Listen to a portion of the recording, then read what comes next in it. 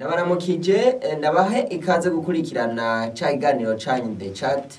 Kome yatunga Imana ngiye kukiremesha nkuko musanzwe mubimenyereye. Ndasubiye kubaha ikaze kandi. Uti uno munsi mugiye kutuyagira kubiki. Ikibazo tugiye guhagarara kuno munsi kijanye n'amafaranga. Tugiye kuvugana cane ibijanye n'amafaranga iyo yabonetse. Aho tuvuga tuti iyo amafaranga yamaze kuboneka umuntu akayaronka ni iyihe migambi nyamukuru yoherako kuyaranguza. Ntarandiriye rero ndi kumwe n'umutumire ngaha, reka ndamusabe abidondora imbere yo kuduga kwijambo. Kaze n'ijyanye. Murakoze. Nitwa Ndayiragije Antoine. Ndanezerewe no kubona mwantumiye ngaha muri Agos TV. Kaze mu kiganiro. Murakoze. Tutarandiriye tuduge kwijambo muri kino kiganiro cacu. Mbega harya barakunze kuvuga ngo amafaranga ni kirumara. Namwe niko mubisanga? Mu buzima bwa misi yose amafaranga ni kirumara. Ariko tudafise amafaranga turashobora kubaho. Muti gute? Nagomba kubabwira ko kuva na kera basokuru bamye bafungura badafise amafaranga. Muti byagenda gute? Yego cyane. Amafaranga murabona ko atanguye vuba, ariko kera iyo umuntu yarimye akimbura yarashobora kurima ibiraya, hanyuma akeneye gufungura ubwishaza yaraheza akacashira mugenzi we bakakaba bakaguza, gutyo yaraheza agafungura umutekano. Aho hari mu bihe twovuga birenganye. Uno munsi naho ivyo urabona ntibigikunda. Amafaranga wocu uvuga ngo utayafise biroroshe. Yego murakoze.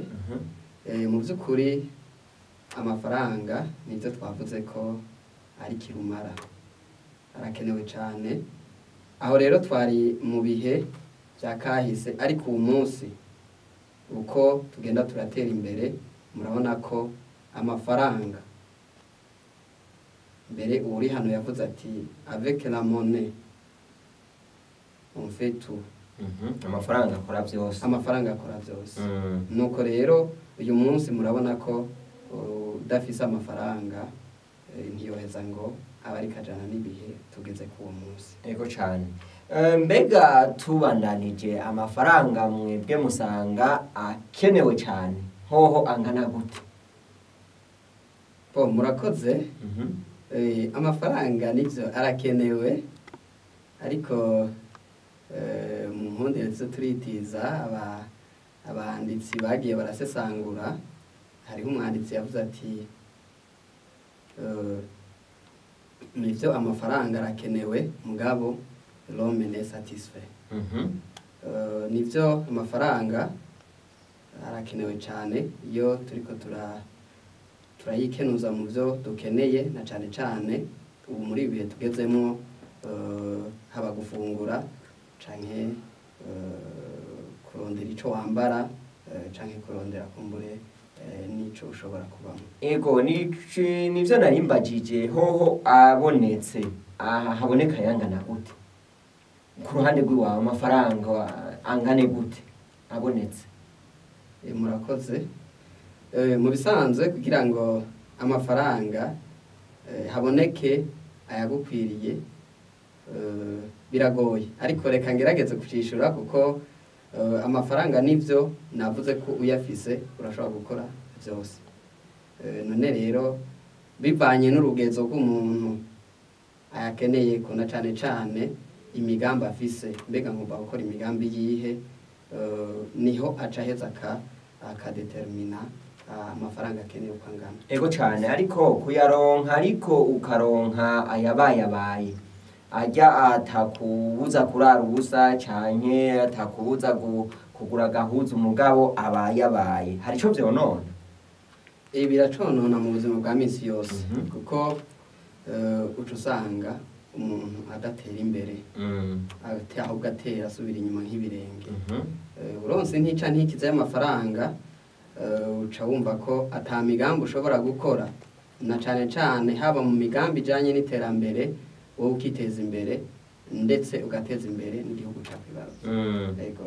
Mbega hamwe ku ruhande rwawe iyo amafaranga yabonetse nk'uwewe imigambi nyamukuru wotangura kurangura ikeneye uvuga uti uno mugambi ni ubwirizwa kuboneka ndetse kuri wewe gusa ahubwo no ku bandi, hamwe uvuga uti uriya muntu yaronse amafaranga kumuraraje ku mpanuzi ico no yakoresha, usanga umugambi nyamukuru wotangura kurangurwa n'ayo mafaranga ari uwo. Murakoze. Mu bisanzwe amafaranga uyaronse ntutegura imigambi ukoze amafaranga ari uko yaronse.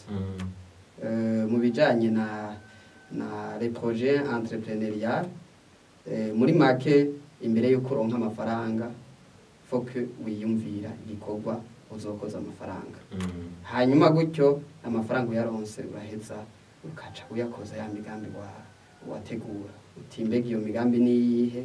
Muri make imigambi umuntu akoze amafaranga ni myinshi, ariko hariho ivyo nokwita les besoins primaires, ibintu shingiro. Ego, ibintu shingiro. None rero murazi ko mu buzima bw'umubugizi umuntu hari ibintu bitatu novuga nti karahara mu Buganda ntibacura. Yego.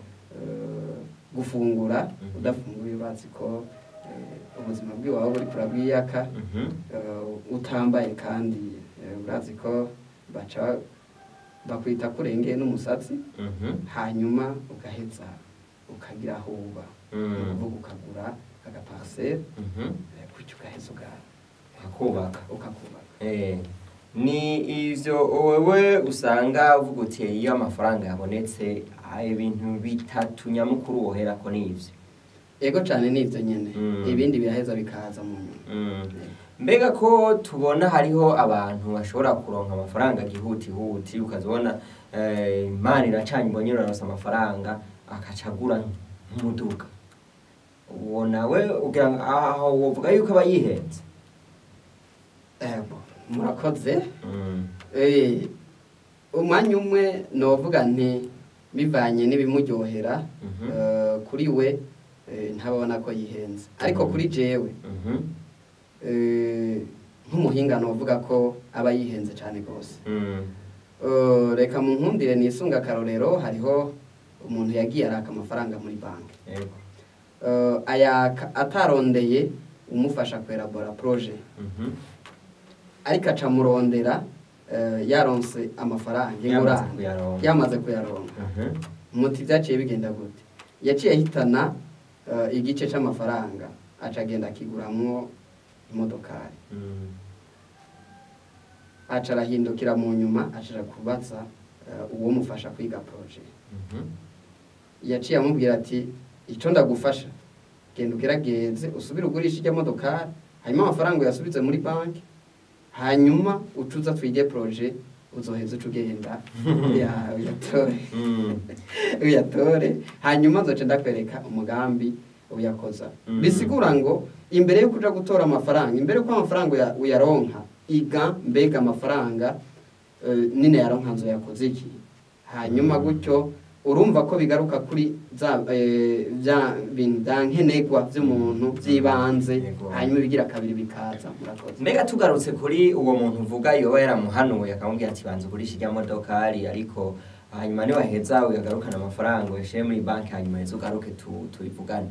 Numva nodugira kuri ico kibazo nyene. Hajya iyo umuntu yaronse ayo mafaranga uwo mugambi atarawiga, canke kumbura akaba yarawize kuko hari aho usanga ari imigambi miremire bisaba yuko ashira hamwe ubwenge bwiwe ndetse n'ubw'abandi, hanyuma bagaheza bakaraba ico yakoresha. Usanga iyo umuntu yamaze kuronka amafaranga kuja gusaba impanuro abandi bantu ku bijanye n'ingene yakoresha birakenewe. Birakenewe cane gose. Murazi ko abarundi bayamaze bati tubiri tuvurana ubufu. Mu vy'ukuri imbere yo gukora umugambi wawe urahanuza mugenzi wawe. Igome nivyo hariho abahanuzi babi nabeza, mugabo urahanuza wizeye gutyo ugaheza ugakora igikorwa c'iterambere. Mbega kuri ico uvuze cyo guhanuza umuntu yohanuza nde mu gihe maze kubona udufaranga tuhari? Guhanuza wohava usanga uri kuhanuza wa wundi uja guhanuza iyo watase n'umuntu canke navyone birafise abantu bihariye wovuga uti ngiye guhanuza aba nka kwa kundi usanga uvuga uti iyo mfise ikibazo mu butungane nja kurondera babandi biga ivy'amategeko no mu mafaranga birasabwa ko uvuga uti uriya muntu kumbure niwe mpanuza. Hari abantu twovuga boba botanga impanuro z'ukuri canke uwo ari we wese yashobora kuguhanura hanyuma ugaheza ugatora umugambi wokora. Murakoze cyane.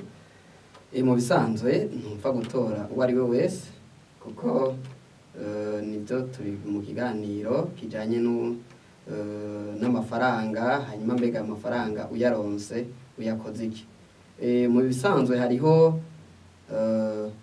abahinga basanzwe bazi ibijanye ndakivuze mu kinofunofu des choses liées en rapport avec les projets entrepreneuriales. Naje turiko turaganira unshikiriye noshobora kukwereka ukuntu bagira ama elaboration de projet hanyuma tukaheza tukakora umugambi. Kumbure nawe usanzwe uri umuhinga muri ivyo rero. Ego cane. Kuronka amahera rimwe na rimwe bamwe baravuga bati bya muntu yararonse amahera mugabo kumbure yaronse ari umwana bimupfa kuko ntaco yaronse canke uri yaronse amahera agira umutwe muto nta kintu byamuviramwo. Abandi bakavuga ati amahera ni meza ariko arashobora no kubana mabi, urashobora kuyaronka akagutera agateka canke akakuviramwo akarambaraye. Ivyo hari ico ubivuga ko wewe? Murakoze. Mu bisanzwe hariho wavuze ati burya amafaranga arasaza umuntu.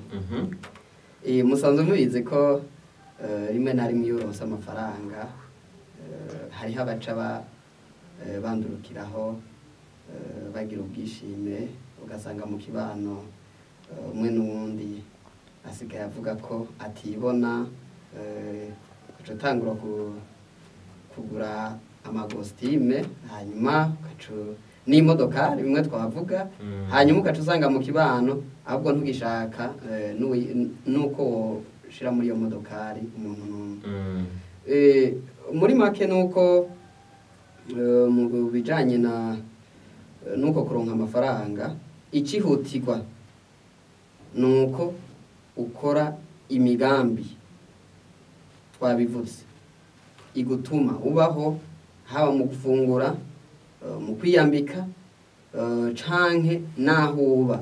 Hanyuma ikica ciyongera ko giheza kikaza gituma ukundwa mu kibano ni icuko uheza ugakora wa mugambi wiyaguye muniniya, hamwe bamwe mu kibano ubaha akazi bagaheza nabo bakabona yuko ya mafaranga waronka atarayo kwiryohera wowe nyene n'umuryango wawe kuziko. Aho ni mu gihe turiko tuvuga ku bijanye no guterwa agateka n'ayo mafaranga. Hariho n'abandi twavuze bavuga yuko amafaranga ashobora kuvira amakarambaraye. Aho naho haba habaye iki? Muri make duhejeje kubivuga, mu bisanzwe arakuvira amakarambaraye mu gihe ugiye uyakiriye ugaheza ukayaronka utahanuje wa muhinga ngo akubwire ica amafaranga akora kugira ngo kizanire inyungu wewe yongera azanire inyungu igihugu. Uca wumva ko amafaranga umaze kuyaronka ukaca uyakoresha imigambi yiwawe, ndavuga nti kuryoherwa muri make uca wumva ko uba ugiye guhagira ku bandi, uraryohewe, hari abandi baba bashonje. Nshuti bakunzi muriko murakurikirana kino kiganiro, turi kumwe n'umutumire ariko aratubwira amafaranga akamaro kayo ndetse hamwe n'uwoba yayaronse ico yoheza ngo amuviremwo. Hamwe avuga ati ukoze ibi birashobora kuguteza imbere ugasanga uri ku rundi rugero, ahandi naho akavuga ati iyo bishitse ugasamara gatoyi naho urashobora gusanga uguye mu manga kandi manga ikakuviramo akarambaraye kumbure ivyo wari witeze ugasanga ntubironse ivyo vyose bikaza ari biza gutuma ubuzima bw'umuntu kumbure budaheza ngo bubandanye bugenda neza bivanye n'ukuntu uba wavyifashemo mu gihe ufise ayo mafaranga. Tutarandiriye duse n'abasozera kino kiganiro cacu. Mu gusozera hariho abantu baronka amafaranga ariko ugasanga kumbure bahereye kuco boherejeko, ugasanga aho yari guhera niho ahereje, cyangwa ugasanga aho yari guhereza niho agiye guhera. Abo bantu hari akamo batera kugira ngo uce turangize ikiganiro. Murakoze cyane amesha makuru, ntawo burakamo atera mwe nabo bantu.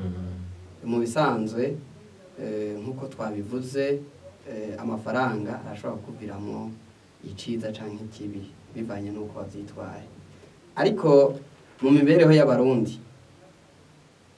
turazi ko abarundi iyo akuramukije aranakubwira ati urakagira aho uba wubahwe, ntakubwira ati urakagira imodokari, akubwira ati urakagira aho uba wubahwe.